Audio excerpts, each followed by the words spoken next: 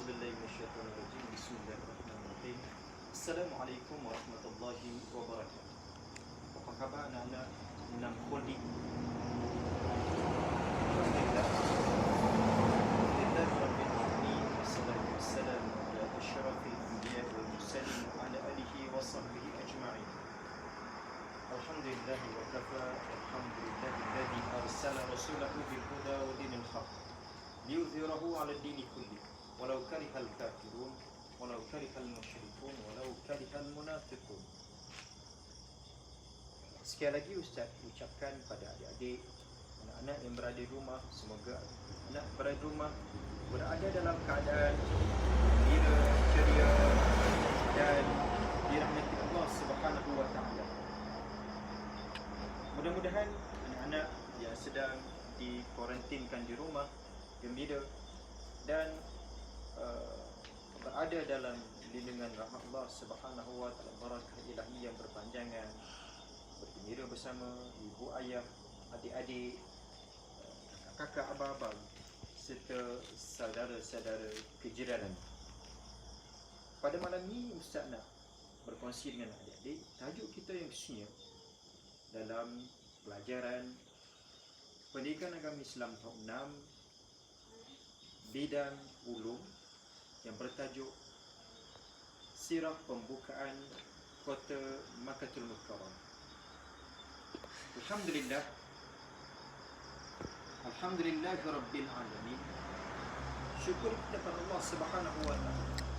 Apabila kita berbincang tentang sirah Nabi sallallahu alaihi wasallam, ulama-ulama Islam bersepakat, begitu juga para pengkaji sejarah bukan beragama Islam mengakui bahawa catatan sejarah yang paling ulung, yang paling unggul dan paling lengkap yang dirakamkan adalah catatan sejarah yang mencatat tentang kepribadian Nabi sallallahu alaihi wasallam.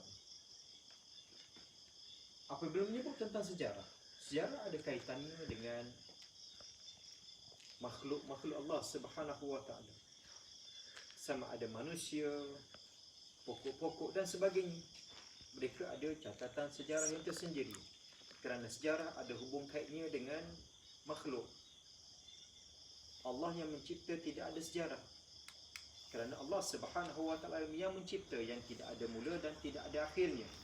Kenapa Ustaz katakan bahawa Allah Subhanahu wa taala tidak ada sejarah? Allah Subhanahu wa taala Al-Khaliq, Dia yang menciptakan. Kita belajar dulu dalam bab akidah. Wallahul Khaliq. Allah lah yang menciptakan segala-galanya. Apabila sebut tentang sejarah, ada hubung kait dengan manusia. Pembukaan Kota Mekah berlaku pada tanggal 630 Masihi bersamaan dengan 8 Hijrah. Kenapa disebut peristiwa pembukaan Kota Mekah? Bukan berarti Nabi SAW baru nak buka Kota Mekah, bukan. Adik-adik tentu bertanya-tanya, anak-anak tentu bertanya-tanya, apa kemasukan dengan pembukaan Kota Mekah? Kenapa tajuknya dinamakan Fathul Makkah ataupun pembukaan Kota Mekah? Kota Mekah, pembukaan Kota Mekah merujuk kepada di mana satu peristiwa Nabi SAW membebaskan Kota Mekah daripada amalan jahiliah. Zaman jahiliah mereka menyembah berhala. Zaman jahiliah mereka menyembah patung-patung ataupun dinamakan agama Wathani. Mereka menyembah berhala. Bahkan sebahagian besar penduduk Makkatul Mukarramah menyembah berhala. Kenapa saya sebut sebahagian besar? Kerana ada di kalangan penduduk Kota Mekah, sebagai contoh Waraqah bin Nawfal, Abdullah bin Salam, Abdullah bin Farjash dan beberapa orang lagi figure yang tidak terpalit dengan akidah yang sesat. Mereka tetap menyembah Allah Subhanahu wa taala dengan mengamalkan ajaran agama Samawi ataupun agama Hanif. Agama Samawi ataupun agama Hanif. Mereka masih mengharapkan akan munculnya seorang nabi akhir zaman yang dianggap khatamun nabiyyin, yang bawa sinaran baru dalam pengibadatan kepada Allah Subhanahu wa taala. Sebelum berlakunya pembukaan Kota Mekah, kita Kita belajar tentang perjanjian Hudaibiyah pada tanggal 628 Masih ataupun bersamaan dengan 6 Hijrah. Nabi SAW bersama 1,400 orang Muslimin. Mengikut satu riwayat lain menyatakan Nabi SAW bersama dengan 1,600 orang Muslimin daripada Madinatul Munawwarah menuju ke Makkahul Mukarramah. Untuk apa? Untuk menunaikan ibadah haji. Nabi SAW nak ke Mekah dengan tujuan baik, niat yang baik, nak melaksanakan ibadah haji. Tiba di pertengahan jalan, kaum musyrikin Mekah mendapati bahawa Nabi SAW nak datang ke Mekah. Tanpa usul periksa, mereka dah membuat satu provokasi. Mereka menghantar seorang utusan ataupun jurudin yang namanya Suhail bin Amr.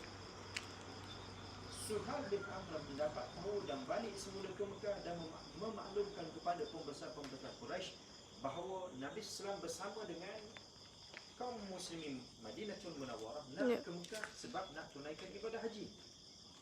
Namun begitu, Nabi SAW sebagai seorang pentadbir yang hebat menghantar juga pakar runding Nabi SAW, iaitu Uthman bin Affan radhiyallahu ta'ala anhu, ke Makkahul Mukarramah. Kata sebagai jalan yang terbaik nak menyatakan bahawa hasrat Nabi SAW adalah nak ke Mekah, bukan nak menyegah Mekah, tetapi nak ke Mekah dengan tujuan baik, itu menunaikan ibadah haji. Namun begitu, diviralkan tentang bahawa Uthman bin Affan telah dibunuh oleh orang kafir Quraisy yang menguasai Makkahul Mukarramah pada waktu tersebut. Lalu, tindakan drastik telah diambil oleh Nabi SAW dengan mengumpulkan umat Islam yang bersama baginda Nabi SAW dengan mengadakan bai'atul dan bai'atul Ridwan. Maka peristiwa perjanjian tak setia yang berlaku di satu kawasan namanya Bai'atul Ridwan telah sampai ke pengetahuan pemuka-pemuka Quraisy. Lalu mereka gelabah. Mereka rasa bimbang, takut kalau orang Islam yang dipimpin Nabi SAW menyerang Madinah. Kenapa? Sebab dalam perang Badar, tentera Quraisy telah tewas dengan teruk kepada tentera muslimin pimpin Nabi SAW. Begitu juga dalam perang Uhud, sebenarnya bukan tentera Islam sebenarnya tak tewas, tapi telah dimomokkan seolah tentera Islam telah tewas dalam peperangan Uhud. Baiklah, kita kembali kepada peristiwa pembukaan kota Mekah. Kenapa disebut pembukaan kota Mekah? Disebut tentang pembukaan kota Mekah sebab Nabi SAW nak membebaskan kota Mekah daripada unsur-unsur penyembahan berhala. Pada tanggal 630 Hijrah, Nabi SAW ataupun pada tanggal 630 Masih, pada tanggal 630 Masih bersama dengan 8 Hijrah, Nabi SAW telah bergerak bersama dengan 10,000 orang tentera muslimin dari Madinatul Munawwarah bersama beberapa ketumpukan tentera elit Nabi SAW. Nabi SAW, kalau kita imbas balik tentang peristiwa Hudaibiyah, perjanjian Hudaibiyah, antara isi kandungan perjanjian Hudaibiyah, yang pertamanya gencatan senjata yang berlangsung di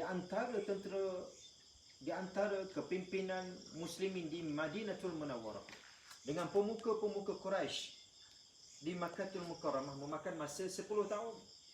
Itu yang pertama. Yang kedua, pada tahun hadapan orang Islam boleh pergi ke Mekah. Diberi hanya tempoh 3 hari untuk berada di Mekah dengan syarat pedang berada dalam sarung. Yang kedua. Yang ketiga, Muslimin Mekah boleh mengadakan hubungan politik, ekonomi dan sosial dengan pentadbiran musyrikin Mekah. Kerjasama ini merupakan kerjasama strategik yang nak menunjukkan bahawa kita boleh mengadakan hubungan dengan orang bukan Islam selagi mana mereka tidak memijak-mijak ataupun tidak mempermain-mainkan undang-undang Islam. Yang ketiga, yang keempatnya, apabila orang Mekah, penduduk Mekah pergi ke Madinah, pentadbir Rasulullah SAW mesti menghantar balik ataupun memulangkan orang Mekah yang ke Madinah tadi, mesti hantar balik penduduk Mekah tadi ke Makkahul Mukarramah. Namun begitu, syarat yang kelima yang dikenakan, tapi di perjanjian Nabi SAW, orang Madinah yang pergi ke Mekah, orang Mekah tak perlu hantar balik orang Madinah ke Madinatul Munawwarah. Baiklah, kita nampak macam syarat-syarat ini berat sebelah. Singkat, Sayyidina Umar radhiyallahu taala anhu bertanya kepada Nabi sallallahu alaihi wasallam, seseolah Sayyidina Umar radhiyallahu taala anhu tidak puas hati. Tapi Nabi sallallahu alaihi wasallam menyatakan bahawa strategi ini boleh memenangkan Islam. Kesan daripada perjanjian Hudaibiyah tadi memberi kesan cukup ketara. Di mana? Yang pertamanya, Islam semakin berkembang, sama ada di Madinah ataupun di luar Madinah. Yang kedua, kaum musyrikin Mekah, penganut agama wasani semakin mengecil bilangannya. Kenapa? Sebab mereka dah melihat tentang kehebatan dakwah Islam. Yang ketiga, hubungan perdagangan yang dijalankan oleh kepimpinan Nabi SAW semakin berkembang sebab sistem riba yang telah dihapuskan oleh Nabi SAW yang boleh memberi keadilan kepada semua. Baiklah, kita balik kepada tajuk kita pada malam ini. Saya nak balik semula kepada tajuk kita. Nabi SAW bersama dengan 10,000 kekuatan tentera telah bergerak ke Makkahul Mukarramah. Kenapa? Sebab Bani Bakar yang disokong oleh kepimpinan Quraisy Mekah telah menyerang Bani Khaza'ah, yang mana Bani Khaza'ah ini ada ikatan perjanjian dengan Nabi SAW. Kaum Quraisy telah melanggar ataupun mencabuli gencatan senjata yang telah dijalankan, yang sepatutnya berlangsung selama 10 tahun.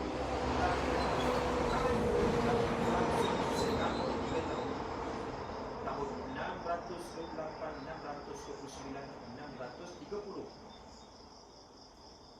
Maka disebabkan mereka mencabuli gencatan tersebut, Nabi SAW telah mengambil tindakan menyerang kedudukan Quraisy di Makkahul Mukarramah.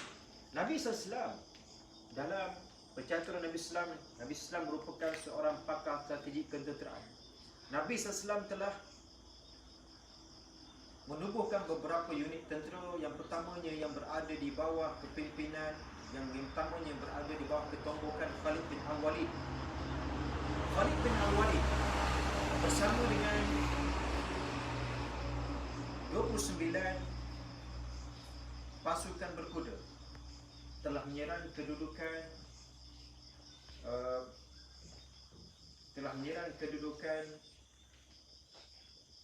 ketombokan tentera Quraisy yang berkubur di satu tempat yang bernama Al-Uzza. Kenapa namakan Al-Uzza? Sebab di situ adanya sebuah patung yang bernama Al-Uzza. Manakala Sa'ad bin Zaid pula menyerang satu ketombokan tentera Quraisy yang letakkan di Al-Manaf. Yang mana Al-Manaf tadi, di situ adanya sebuah patung yang bernama Al-Manaf yang terletak di pinggir Laut Merah bersama dengan 20 pasukan berkuda. Manakala Amr bin Al-As telah memusnahkan ketombokan tentera Quraisy yang berada di Suwa, iaitu satu berhala yang disembah oleh orang jahiliyah semenjak zaman Nabi Nuh AS. Baiklah, apabila ketombokan unit tentera elit Nabi SAW ni dikira oleh Khalid bin Al-Walid, Sa'ad bin Zaid dan Amr bin Al-As menyerang masuk, orang kafir Quraisy masih lagi beranggapan bahawa mereka dapat menewaskan tentera Islam dengan mudah. Namun begitu, tanggapan mereka tersasar jauh.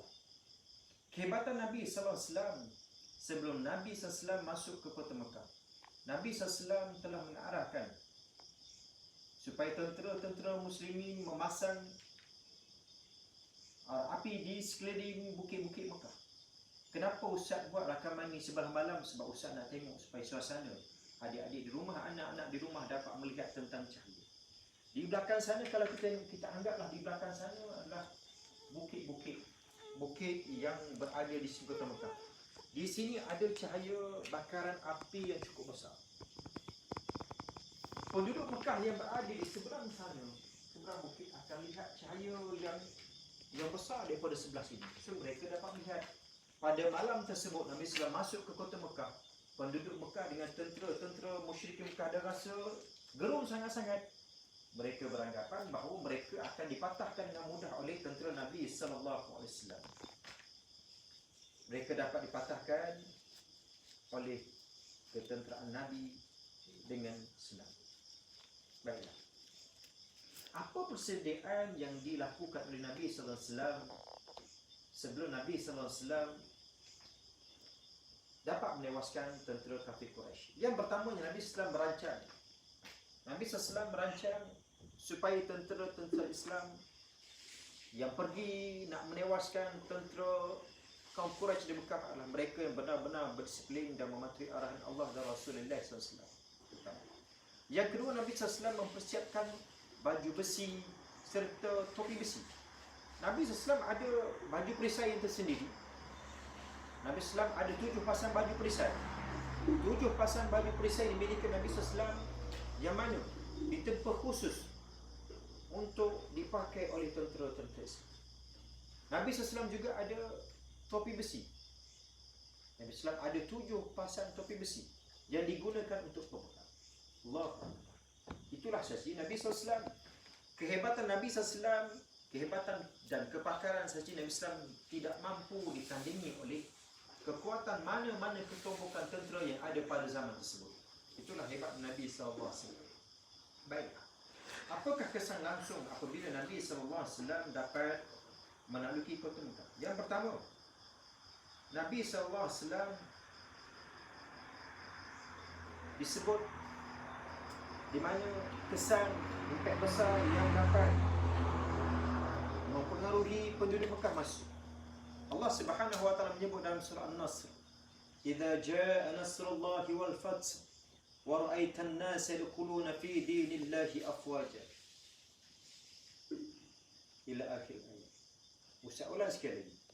"Idza jaa nasrullahi wal fath wa ra'aita an-nasa yadkhuluna fi dinillahi afwaja. Fasabbih bihamdi rabbika wastaghfir innahu kana tawwaba." Apabila kamu melihat tentang datangnya pertolongan Allah Subhanahu wa taala, kamu melihat bahawa manusia berbondong-bondong nak masuk Islam, nak mengubah cara hidup lama jahilah kepada cara hidup yang lebih hebat, iaitu menganut agama Islam. Mereka meninggalkan agama menyembah berhala. Mereka meninggalkan agama yang menyembah patung. Kenapa? Sebab mereka tahu patung itu tak boleh beri kesan pada mereka. Apabila Nabi SAW masuk ke kota Mekah, tentera musyrikin Mekah masa tersebut, pada zaman tersebut, pada berlakunya peristiwa pembukaan kota Mekah atau penambutan Fathul Mekah, tentera musyrikin Mekah diketuai oleh Abu Sufyan. Tentera muslimin diketuai oleh Nabi SAW. Apabila Nabi SAW dapat masuk ke kota Mekah, Nabi SAW tawaf di Baitullahil Haram sebanyak 7 kali. Dan Nabi SAW menyebut, sesiapa yang masuk ke Masjidil Haram, maka mereka semua akan selamat. Maka masa itulah berbondong-bondongnya penduduk Mekah masuk ke kota Mekah nak menyelamatkan diri. Begitu juga siapa yang masuk ke rumah Abi Sufyan, mereka akan selamat. Diberi jaminan keselamatan oleh Nabi SAW. Nak menunjukkan bahawa Nabi SAW tidak memungkiri janjinya tentang keadilan Islam dan keadilan Nabi SAW. Kecuali Nabi SAW mengarahkan supaya dibunuh Ibn Khattal dan 2 orang penyanyi upah Ibn Khattal. Dalam satu hadis Nabi SAW menyebut, "Faqtuluh." Kalau kamu jumpa Ibn Khattal, tolong bunuh Ibn Khattal. Kenapa? Nabi SAW mengarahkan supaya dibunuh Ibn Khattal sebab Ibn Khattal ni telah mencerca Nabi, menghina Nabi dan mempersenda-sendakan Islam. Ibn Khattal asalnya orang Islam tetapi telah murtad. Disebabkan oleh kemurtadannya dan disebabkan oleh penghinaan kepada Nabi SAW, lalu Nabi SAW telah mengeluarkan hukuman bunuh kepada Ibn Khattal dan 2 orang penyanyi wanita yang diupah oleh Ibn Khattal. Pada masa tersebut Ibn Khattal bersembunyi di sebalik kelambu Kaabah, tetapi dapat dikesan kelibat Ibn Khattal oleh beberapa orang sahabat Nabi sallallahu alaihi wasallam. Lalu Ibn Khattal telah dibunuh oleh para pejuang Islam. Baiklah adik-adik sekalian, kisah pembukaan kota Makkah ataupun Fathul Makkah ada kaitan langsung dengan perjanjian Hudaibiyah. Nak menunjukkan di sini betapa kita perlu merancang dan kita perlu bertawakal pada Allah Subhanahu wa taala. Rasulullah SAW sebagai seorang rasul dalam melaksanakan ibadah atau puisi nak menaklukkan kota Mekah, Nabi SAW memakai baju besi. Nabi SAW juga memakai topi besi. Di samping itu, Nabi SAW juga memakai kopiah yang berwarna hitam. Dan malam ni Ustaz pakai kopiah warna hitam sebab apa? Sebab nak ikut sunnah Nabi SAW. Nabi SAW sebelum menyiram Madinah, ada satu lagi strategi dibuat Nabi SAW. Nabi SAW, jumlah tentera Nabi SAW yang berjumlah 10,000 orang, ada yang tua. Tetapi yang tua ni semangatnya tidak luntur. Mereka lebih bersemangat nak bandingkan dengan ini. Lalu tentera-tentera ini, Nabi SAW minta pada tentera muslimin supaya memakai kopiah yang berwarna hitam. Diletakkan minyak pada rambut, diikat rambutnya ke belakang. Supaya apa? Supaya nampak muda dan segap. Itulah strategi Nabi SAW. Apabila ditengok daripada jauh, tentera musyrikin agak gerun kerana pada pandangan mereka, tentera yang pimpin Nabi SAW semuanya adalah tentera-tentera yang hebat perkasa, orang muda yang bersemangat wajib. Baiklah, InsyaAllah adik-adik sekalian, anak-anak sekalian, Ustaz akan upload, Ustaz dah letakkan dekat Google Classroom. Ustaz harap anak-anak dapat menjawab soalan yang Ustaz kemukakan dalam Google Classroom dan anak-anak dapat PM jawapan pada Ustaz pada besok pagi. InsyaAllah, mudah-mudahan apa yang kita bincangkan malam ini menjadi pengajaran pada kita tentang kehebatan Allah Subhanahu wa taala dan Rasul Nabi SAW dalam merancang dan nak menaluki kejahatan supaya kejahatan itu lenyap dan munculnya sinar Islam dan manusia semua berada dalam agama yang diridai oleh Allah Subhanahu wa taala. Baiklah, sebelum kita mengakhiri perbincangan kita yang bertajuk Fathul Makkah yang berlaku pada tahun 630 Masih bersama dengan 8 Hijrah, kita sama-sama bacakan doa mudah Allah Subhanahu wa taala selamatkan kita dan kita akan bertemu semula semasa buka sekolah nanti insya-Allah. Sama-sama kita tanda tangan. A'udzubillahi minasyaitonirrajim. Bismillahirrahmanirrahim. Alhamdulillahirabbil alamin wassalatu wassalamu ala asyrafil anbiya'i wal mursalin wa ala alihi wa sahbihi ajma'in. Allahumma inna na'udzubika minal barasi wal jununi wal juzami was sayyi'il asqam. Allahumma na'udzubika minal barasi wal jununi wal juzami was sayyi'il asqam. Allahumma inna na'udzubika minal barasi wal jununi wal juzami was sayyi'il asqam. Allahumma ya dafi'ul bala'i ya rahman ya dafi'ul bala'i ya rahim irfa' anna kulla bala'i dunya wa bala'il akhirah wa min 'adzabi dunya wa 'adzabil akhirah wa min syarri dunya wa syarril akhirah. Rabbana atina fid dunya hasanah wa fil akhirati hasanah wa qina adzabannar. Allahumma barik lana fi Sya'ban wa ballighna Ramadan. Allahumma barik lana fi Sya'ban wa ballighna Ramadan. Ya Allah ya Rahman ya Rahim, ampunilah dosa kami ya Allah. Berkatilah usaha kami ini ya Allah. Ampunilah dosa kedua bapa kami ya Allah. Ampunilah dosa guru-guru kami ya Allah. Berkatilah usaha kami ini ya Allah. Berkatilah hidup kami supaya hidup kami dunia ini ya Allah. Ya Allah ya Tuhan kami, berkatilah hidup kami dalam bulan Sya'ban dan sampaikanlah, berikan izin kepada kami untuk kami hidup dalam bulan Ramadan. Ya Allah ya Rahman ya Rahim, jadikanlah kami anak-anak yang cerdik hebat ya Allah. Ya Allah, jadikanlah kami anak-anak yang memperjuangkan Islam ya Allah. Ya Rahman ya Rahim. Ya Allah ya Rahman ya Rahim, jauhkanlah kami daripada wabak COVID-19 ya Allah. Ya Allah, selamatkan keluarga kami, selamatkan kami, selamatkan kami. Rabbana atina fid dunya hasanah wa fil akhirati hasanah wa qina adzabannar. Wassallallahu ala sayyidina Muhammadin wa ala alihi wa sahbihi wa baraka sallam. Wa akhiru da'wan alhamdulillahi rabbil alamin. Taqabbalallahu minkum minna wa minkum taqabbal ya